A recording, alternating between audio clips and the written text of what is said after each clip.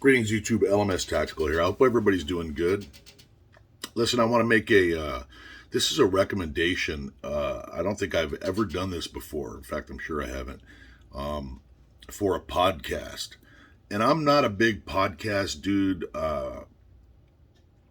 not as big as some people. I don't listen to podcasts religiously, with very few exceptions. You know, I walk my dogs 3 miles a day, so I do listen to some kind of light podcast. But I'm not a guy that is up on, who's the best podcast and blah blah blah. But I stumbled across one that it was so riveting and it's so interesting and important that I would be remiss if I didn't recommend this to you, and hopefully you'll recommend it to anybody that even has a slight interest in what's going on militarily in terms of our just the military in the United States, specifically, and I guess probably in general, special ops type stuff. We've been at combat or in war. We being America and its allies have been in this war against terror for, I don't know, 20 years now. Might even be 21. But this podcast is called The Line, and I hope you'll take my advice on this. Doesn't matter, even if you have a slight interest, you will not be able to turn this off. It's only 4 or 5 episodes, and you're going to binge through it. You might remember there was a guy, a Navy SEAL, and this whole podcast is about this. He's a Navy SEAL, and his name was Eddie. The heck was his name? I wrote it down. I'm so sorry, man. I got a lot going on. Eddie Gallagher. He was a Navy chief, and he was a SEAL. So a SEAL team leader, I guess. I'm not an expert on the SEALs, but he was the guy that was arrested and charged with murder for stabbing a captured or a wounded captured Taliban fighter. Was it Taliban or ISIS? Whatever. I think it was Taliban.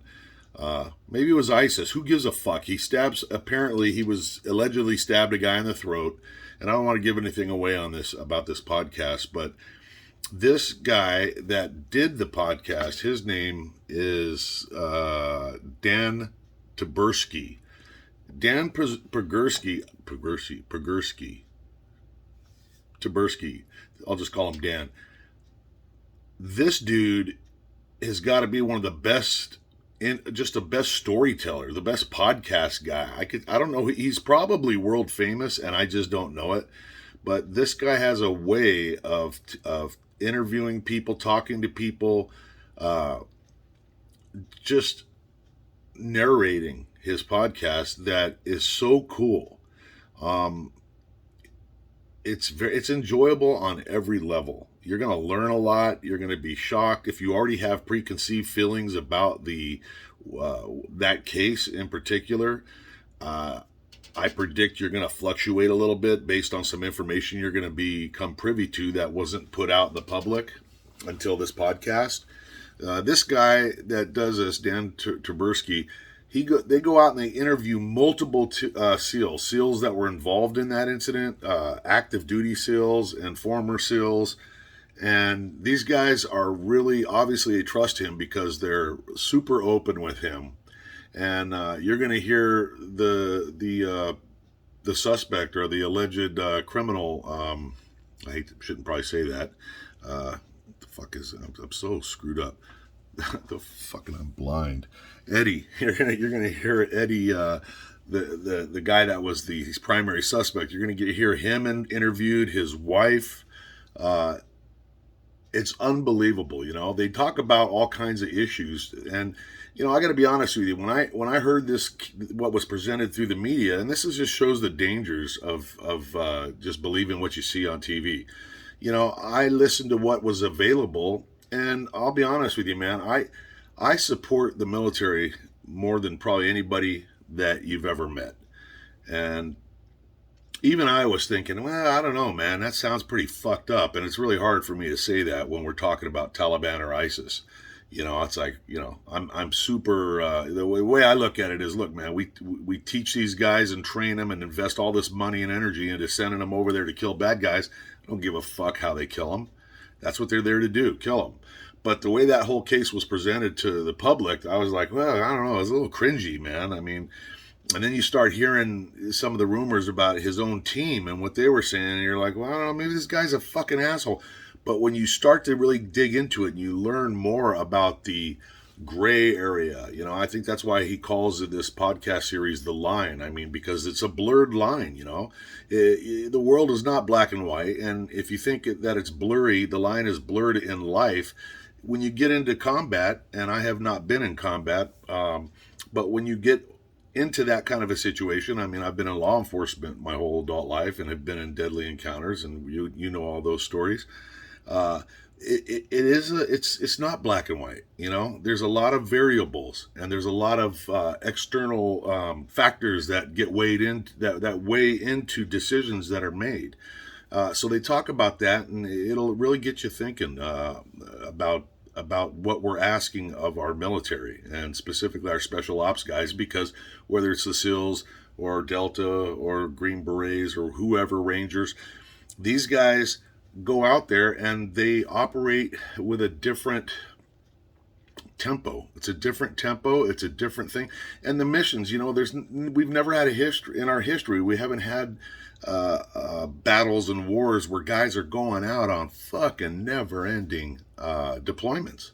In Vietnam, these guys, if they could survive a year, if they were drafted, they could get the fuck out.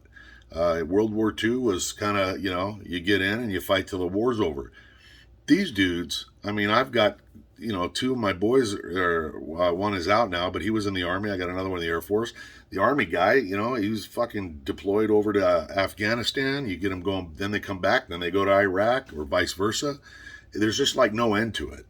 And that does play a part in this. There's other things that I hadn't thought about, and I don't remember the exact terminology, but it was something like a cumulative blast wave, whatever. And, you're shooting these fucking Carl Gustavs and these, probably even whatever they're called, the in my time they were law rockets. They weren't that loud. But they've got all these shoulder-fired anti-tank and anti-personnel missiles. Fucking loud, man. And not only loud, but there is a blast wave.